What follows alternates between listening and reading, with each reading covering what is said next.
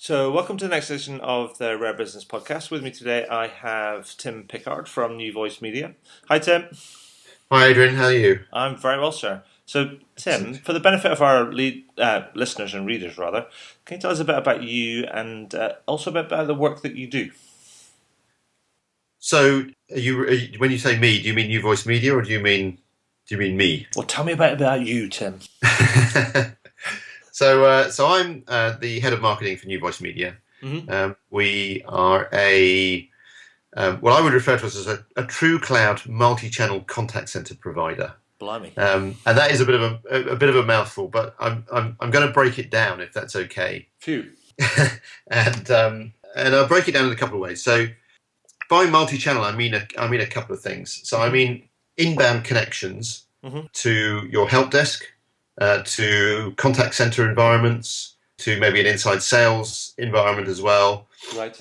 Kind of the traditional, what you would think about in terms of contact center inbound connections. And connections can be voice. That's the kind of the traditional channel that people use, but obviously email, web chat, and other social ways of engaging with organizations. And those obviously are becoming more significant as Generation Y, the digital natives, start to become a bigger part of the economy.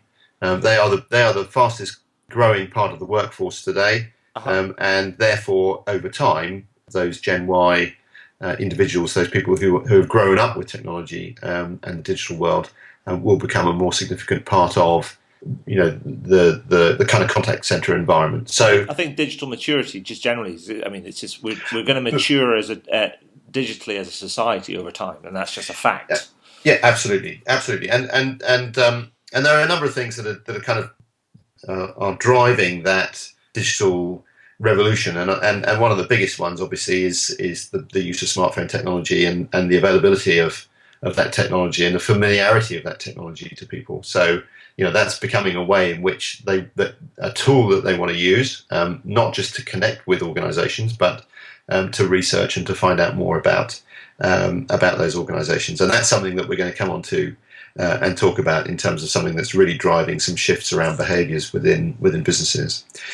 So the second part of that multi-channelness is about outbound connections. Right. And New Voice Media provide an environment for supporting that sales and marketing environment and allowing greater efficiency in the transition from marketing to sales, where traditionally a lot of value has been lost moving between those functions. And what we do is we help to create visibility around that, and we help to drive processes that will help to maintain that value. And I'll go into that a little bit more in a second. Okay. The other thing I said in that definition was true cloud, and this is something that we have essentially built our business around being a true cloud provider. And we have the very early days of the business, we built these guiding principles of cloud, and we live and die by these. And those are things. For example, we do all of our own development at New Voice Media. So that's a pretty significant commitment when you think about this industry, because it's a fairly mature industry, and a lot of people are using third parties for things like workforce management, which is in itself is a complex environment. We've decided that we're going to build all of that ourselves, and that means that. Well, why is it? Why did you decide that? I mean, is it because you don't necessarily like or trust the other technology? Or do you think that was the better way to go? Well, the reason we do that is because we are, one of our other guiding principles is that we're a single instance multi-tenant environment. In other words, we have one version of our platform. All our customers are on that version of the platform, and we want to have a single code base for that environment. We don't want to have that use multiple vendors' applications around that. Not because they're not good in terms of what they do, but because when you get integration, you get gaps, and you get performance issues, and you get potentially availability issues. And we want to be able to guarantee all of those things to our customers. So essentially, from a customer experience perspective, you're almost trying to simplify everything as well, because you're doing it all yourself. Exactly. So there's no interface between the applications. It is one application. Yes. So it works together because it's been built as a single application. Okay. There's no time delays between any of the applications, which there can be if you're using third party apps. Mm-hmm. And also we can guarantee the performance to our customers. We can guarantee the availability. We have a trust site that shows real-time availability and performance to public site. Yeah. Nobody else does that, and the reason that we're able to do it is because, as I say, we've built all of the applications to work together. We know that the performance and availability will be at the level that we commit that it's going to be, which is a 5 nines availability. Uh-huh. So it allows us to give our customers a better user experience, a more integrated experience, but also we can guarantee that it's going to be available for them and they're going to get the performance that they need. So that's the other thing, of course, is that we are masters of our own destiny from a roadmap perspective. So right. We can say to our customers, we're going to deliver these features, and we can prioritize those features based on customer feedback as well. Right. So that gives us the ability to, again, provide a kind of different level of customer experience than they would potentially get from one of our competitors. Okay. And the other thing that you may think sounds fairly obvious is absolutely no hardware or software on the customer side, and we believe that is a driving tenet behind what true cloud means.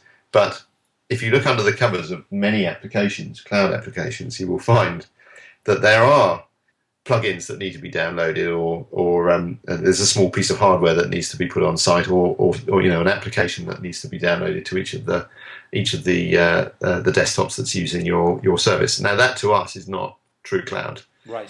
So the differences between a true cloud vendor and not a true cloud vendor may not sound very significant, but in practice, it's a whole different world in terms of how the user experience can be managed and achieved. I guess from a purely, I feel like a simple rule or a simple sort of question would be, is if you said to somebody, well, if I went to, I don't know, if I went on holiday to Chile and I got internet access in an internet cafe in Santiago, let's say, could I log on to New Voice Media?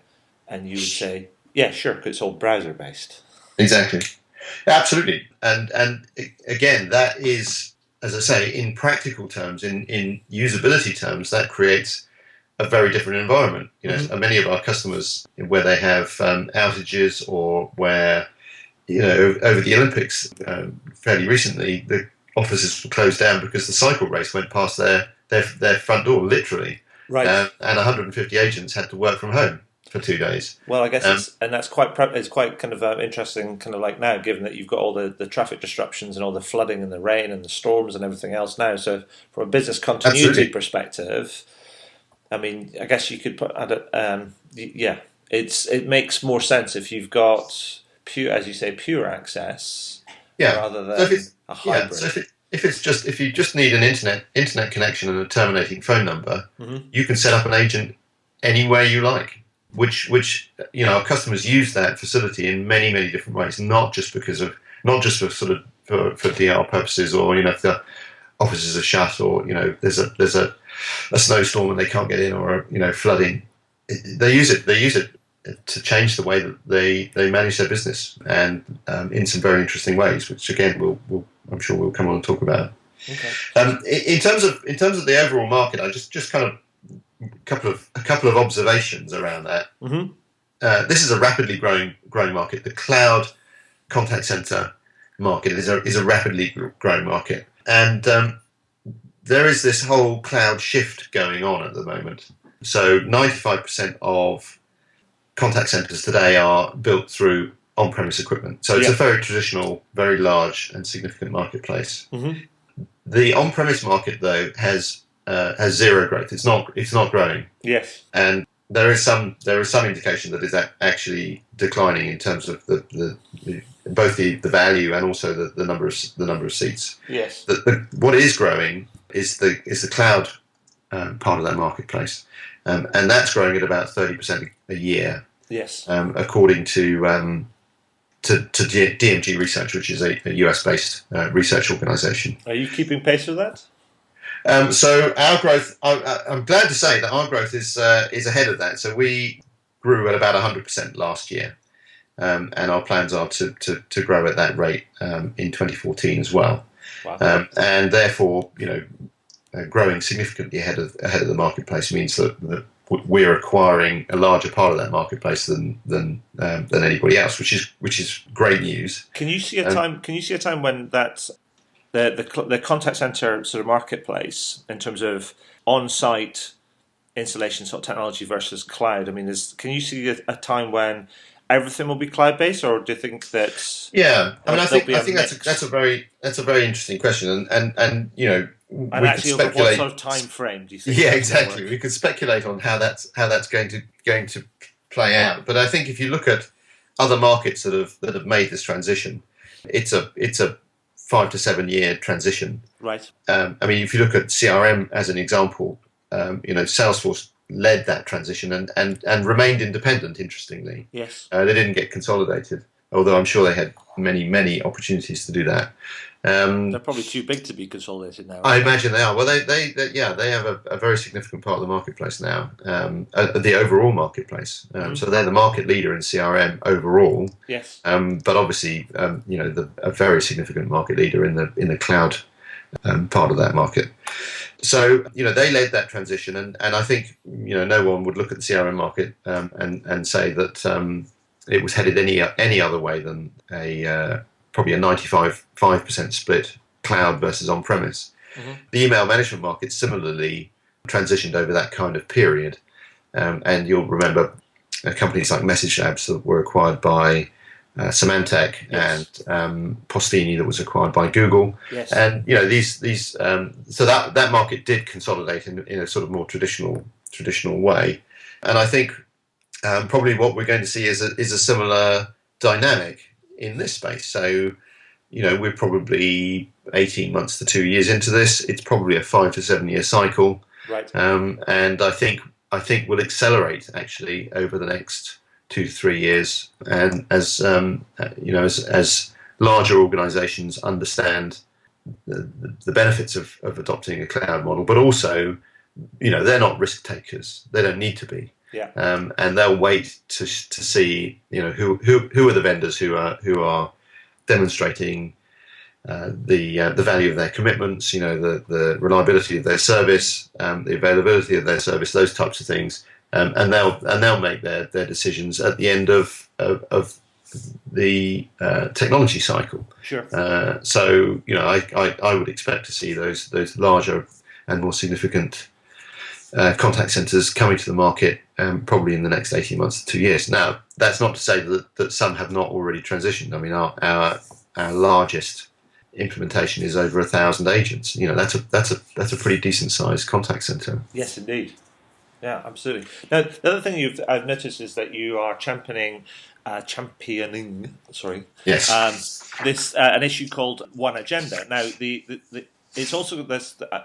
Can you tell me how that's what that's all about, and also the other thing is, does it touch on the whole inbound outbound sort of crossover that you were talking about, and does it apply to? This is a multi-part question. Just be aware. Yes. And does it apply to just both cloud providers or cloud contact centers, or just more traditional contact centers, or is it just a broader sort of issue?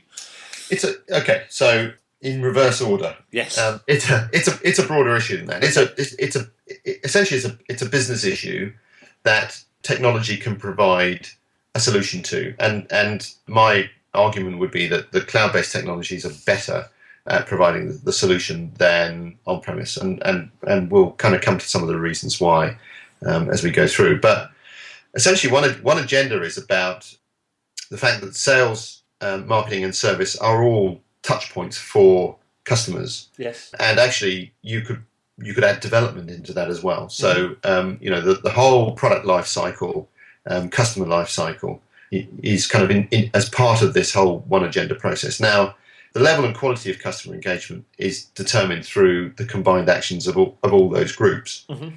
And what we tend to see as businesses grow is that they segment into individual functions, functions that have their own leadership, they have their own goals, they have their own management styles, they have their own perspective of the customer. Yes. So, in marketing, for example, I might, think about my successes in terms of the campaigns that I generate, the responses that I get, the number of opportunities that I create and pass into a sales environment. Sure. And the impact of my advertising on my brand awareness and those types of things. So, these are all things that I can measure my success around, and functions have grown up over time as businesses grow to be somewhat siloed in the way that they are goaled and the way that they're managed. Mm-hmm.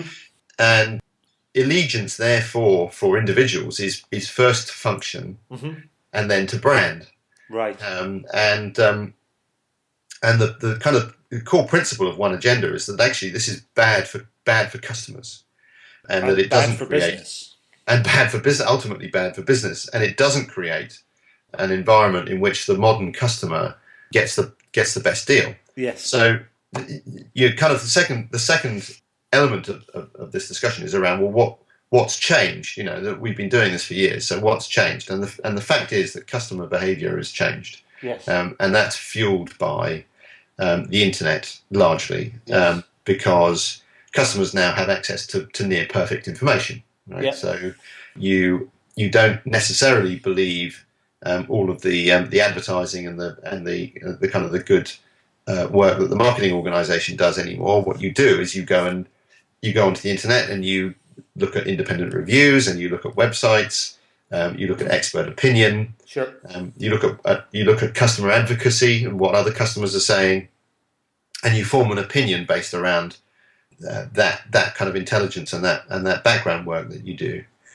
The other thing is that customers share gaps in what's happening within organisations. So they share the fact that pricing may not be the same for all groups. Yeah. That offers, very often there are multiple offers, and that to get the best one you have to do these three things. Mm-hmm. That returns policies aren't always the same, and of course if you're having these discussions in an open forum, that can be quite a painful environment for organisations. Yes. As well. So they don't want to look stupid in the eyes of their customers. So there is this kind of power shift that's going on. Yeah. Back to the customer, back to the consumer. And if you think about the kind of the buying cycle of researching, buying, using, and then becoming a customer advocate or not, that customer advocacy is incredibly important, because that's what fuels the trust and belief in organisations as we move forward into the digital age. Sure.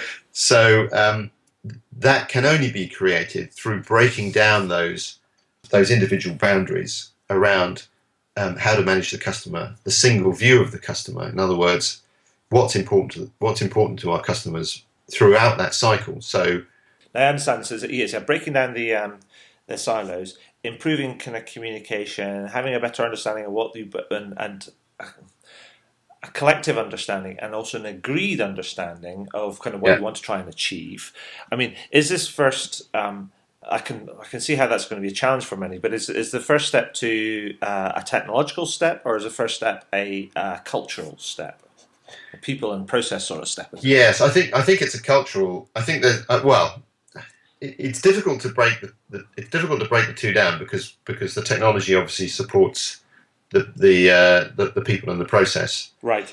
So I think in terms of kind of change management, I think you probably need to think about the two in lockstep. Yes. The single view of the customer, providing that through technology. As I said, this is kind of where the cloud comes in. I think the application of CRM across sales, service, marketing, of marketing automation across in the marketing side of things gives an enormous amount of information about the customer. Yeah. That feeds into the CRM system that can be shared across all of those functions. So the technology really has a very significant part to play in in providing a core of information that can be used by all those groups. And then the people and process element around that is about, as I said, developing a common view of the customer, about joint business planning, about making sure that success criteria, that you have common goals, and that your individual success criteria across the functions support those common goals. Yes. And therefore that kind of, as you say, people and process element becomes supported by the technology, which can be applied across all of those functional groups as well. Yeah. So sometimes I guess it's it is a bit chicken and egg or cart before horse sometimes, but sometimes I guess some organisations might have to say, well, look, we need to get the technology or trial the technology so we can show what is possible, and that becomes the hammer that breaks the whole nut, as it were. Yeah, creates the momentum or the kind of the exposure or the view or the realization or the whatever, the epiphany as well. This is what's possible, and the angels start singing. Absolutely, there's the art of the possible, and oftentimes businesses don't necessarily know what's possible from a technology perspective to support their goals. So that's very much part of it. But I think most companies will feel the push from their customers. Yes. They'll understand and recognise those pain points. Yes. That you've created service problems for yourselves by taking to market a product too soon that's not necessarily ready. Sales have oversold it, and the service organisation picks up a huge problem because they effectively can't support it, or they've got a lot of disgruntled customers because it doesn't do what it says on the tin, and the cycle is broken. And I think I suspect that people or businesses, organisations will be feeling that pain, and will be looking to provide looking for solutions to that. So let me ask you a question. So what would stop an executive or an organisation from pursuing kind of this one agenda type of approach? Well, the thing is that you're dealing with potentially some fairly entrenched practices within an organisation. So, as I said, at the beginning, the functions have grown up over time. They have their own leadership. They have their own goals. They have their own ways of managing themselves. They probably have their own cultures within that function. We're marketing. We're different to sales. We provide a different service to the business. We dress differently. We talk differently. We have a different language. Yes. And so some of these things can be very ingrained. So it's a big problem in large organisations. It's a big problem, and I think the prospect of tackling some of those things can maybe be a bit daunting, and maybe put organisations off. But I suspect that over time and probably a relatively short period of time, given the dynamics that we've talked about and the pressures for change, I suspect that most organisations will be coming under pressure to tackle that problem relatively soon. And I guess there's also there's a cyclical thing that's going to happen as well, because a lot of this change is going to get driven from the top, and that change is evolving as well in terms of the thinking at board level around the importance of these type of technological issues, these type of internal organizational issues, these type of market competitiveness issues with engaging the customer, retaining the customer, etc. So it's it will become very top down, but there's a process of realization that needs to go on at board level as well. Would you agree with that? Yes, absolutely. No, I think you're absolutely right, and I think one of the key elements around that is around differentiation, and globalization. Has made it more and more difficult to differentiate your products and services. And one of the key ways to do that now is through customer service. Yes. And to use that as a differentiator, because it's very hard to copy. If you get that process right and you get that whole cycle right across all of those functions. Yes. Because it's such a hard problem to tackle, then you get some differentiation from that. Yes. And it's the differentiation, as I say, that's hard to copy, yes. And one that is sustainable over time. It's good to know that. So it is. It's good to know that we as humans are hard to copy. We are very unique, Adrian. Brilliant. So, Tim, I mean, in the interest of time, I just, that's fascinating. I could spend all day talking about some of that sort of stuff. Yes, we've scratched the surface. Well, indeed. But is there anything else that you'd like to add for our readers and listeners, like sort of on some of the stuff that you're doing, some of the challenges, or maybe just the one agenda that we've possibly missed out as we try and start to wrap up? I think we've covered things pretty well. There's probably one area that I would like to just touch on, which is, and this is a little bit of a plug, so I do apologise. But there are multiple benefits. I'll give you another opportunity to plug things at the end. If you like, or are you going to get one in? I'm going to get it in now. Oh, you're going to get one in early. So we didn't talk about the kind of the benefits of cloud as much as we could have done, and there are the kind of generic financial benefits that I think probably everybody's familiar with now. The no capital expense. Cloud projects tend to be less risky than on-premise projects. Forrester had a stat a couple of years ago that a third of IT projects are unsuccessful. Yes. A third of IT projects are successful, 2/3 are unsuccessful. Okay. So there's a very big risk factor in those large capital projects. Mm-hmm. Faster time to benefit, weeks, not months or years. And in fact, we have demonstrated that we can build contact centers very quickly. We've now run 2 contact center challenges where from scratch, with nothing, we have built a CRM integrated contact center with intelligent call routing from scratch. In our record is now just over 20 minutes. Okay. So that's one of the benefits of the cloud, is that a lot of the infrastructure, obviously, and a lot of technology is there. It's about how you use that. So other elements that are much more specific to contact center and outbound telephony are around how we manage the customer experience. So a lot of things that we've been talking about during this call relate to improving the customer experience, and that's about intelligent call routing. And these situations are situations that our customers are using today. So things like recognizing if a caller has an open case with you and making decisions about routing that call to the person that they already spoke to, right? So they don't have to go through and re-explain all of the issues around that open case. Yes. Segmenting your customers, so VIP customers, for example, or people who are in a renewal period. Mm-hmm. So this is all information that we can pick up through CTI, computer telephony integration, yes, with CRM integration, and make intelligent routing decisions based on what we know about that customer, about their customer situation. And therefore, we don't have to put all calls in the same queue, for example. So if I'm just about to renew a significant contract with you, I don't necessarily want to wait in a queue. I want to be routed through to somebody who can help me straight away. Sure. And there are the ways that our customers are using this are very, very varied and really inspirational in some way, in some instances, mm-hmm, in terms of how that's working. For example, if you had a low NPS score the last time you spoke to the help desk, then you would route that call, or you would want to route that call through to somebody who was in your top tier of agents, for example, right, or somebody who had a high social media influence. You might want to manage that call differently. So there's lots of instances.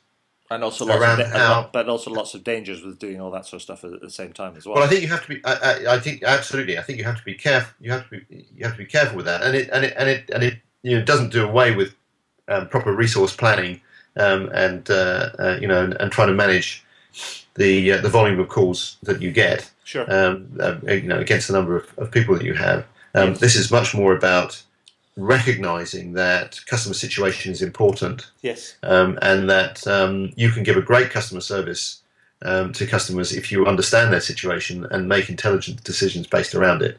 So I think I'm sort of trying to focus on the upside of yes, of using course, the technology. And then in an outbound environment, cloud technology, integration of cloud technologies is causing some incredible change to happen. So taking marketing automation, understanding what your customers are doing as they engage with you electronically, taking that information and integrating that with information that you already hold about those customers in your CRM, and making outbound calling decisions based on that.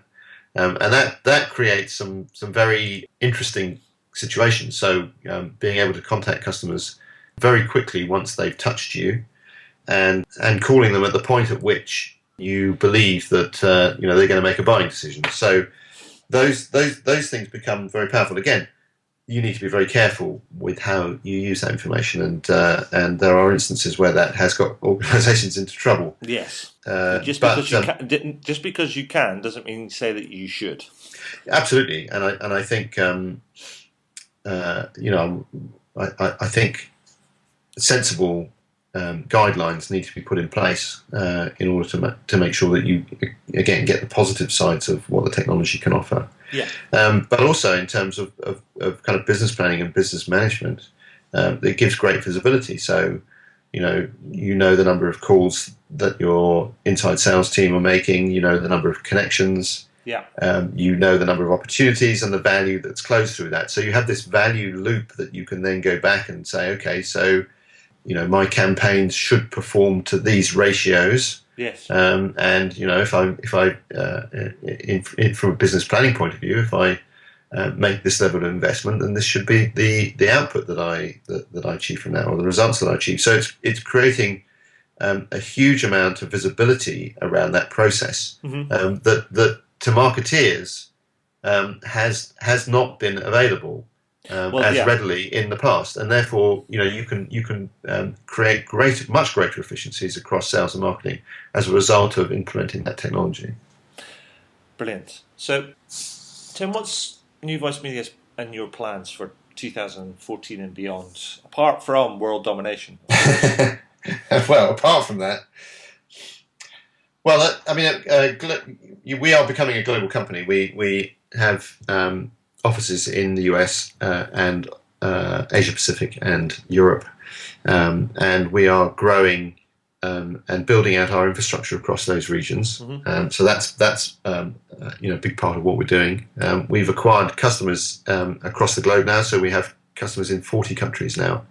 Essentially, what our growth plans are to double the business again next year, right? And to do that in a way that makes sure that our customers are satisfied with or delighted with the service that we're offering, and then we're bringing new products to market. So we launched Workforce Management last year as part of our service, and we have some plans to launch some fairly significant new functions I can't talk about, unfortunately, to our platform. But essentially, we continually develop the platform. We launch features onto our platform every 2 weeks. Right. So it's evolving dynamically over time, and that's our plan is to essentially accelerate the rate that we can do that, the rate that we can build out our service, but also the number of customers that we can support. So we're looking to grow the business significantly over the next 12 months. Fantastic. So I think you might have done this already, but I always end my interviews with this one question, and that is, is there anything that you would like to shamelessly plug? Although I think you might have done that already. I've done a lot of shameless plugging. I think I'd be a bit embarrassed to shamelessly plug anymore. Let's go for world peace then. I would just encourage people to go and have a look at the website, to go and look at the Trust site, because it's very interesting, in terms of what we are promising to our customers, and to take a look at us if they're thinking about how they manage customer service, how they manage their customer interactions. Come and take a look at New Voice Media. Yeah, I mean, and there's a whole heap of white papers and downloads and all that sort of stuff. That's not just about your technology. So it's not like sell sort of stuff. It's more about the issues and also about the one agenda sort of stuff and all that sort of stuff. So there's a lot of sort of education around the changes that are going on in the market. Absolutely. Well. Yeah, we've done some research recently in the UK and a follow-up piece of research in the US around serial switchers. So why are people switching? What's driving them to do that? Mm-hmm. That's very interesting because it's very, very focused around customer service. Wow. And I think there's a lot of insight that can be gained from that. Cool. So as you say, there's a lot of information, a lot of insights around the white papers and other resources that we have on the website. So I encourage people to go take a look at that. Fantastic. So Tim, thank you for that. That's been really, really fascinating and really interesting. I congratulate you on your growth to date. I'll make sure that I get this all sort of edited up and linked up. So when we get this published. But lastly, just want to say thank you for your time. That's been great. Yeah, thanks, Adrian. Thanks for the opportunity. It's good. It's great, good stuff. All right, perfect. Cheers. Bye-bye.